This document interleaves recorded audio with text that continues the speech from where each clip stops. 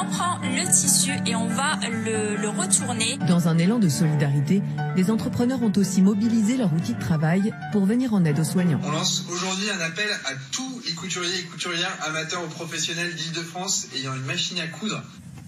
En temps normal, Louis fabrique et vend des poufs en toile recyclée. Mais depuis 2 semaines, il réserve son stock pour la bonne cause. Aujourd'hui, avec 40 chauffeurs volontaires, en fait, on livre les couturières qui sont portées volontaires pour coudre les masques faits à partir de nos tissus. Plus de 500 personnes ont répondu à son appel. Jeanne en fait partie. Dans cette enveloppe, il y a de quoi fabriquer 54 pièces. C'est plus facile de supporter le confinement quand on sait qu'on peut être utile, qu'on peut aider des gens qui font face vraiment à la maladie. Si je peux les aider, voilà, ça fait du bien de contribuer. Les masques seront donnés aux soignants dans les maisons de retraite qui en ont fait la demande. Pourtant, ils ne sont pas certifiés et ne devraient pas se substituer aux masques chirurgicaux, comme le rappelle cet infectiologue. On n'a aucune donnée réglementaire de certification. Et donc, si quelqu'un veut se protéger en utilisant ce type de masque, on ne peut pas garantir que ça soit efficace.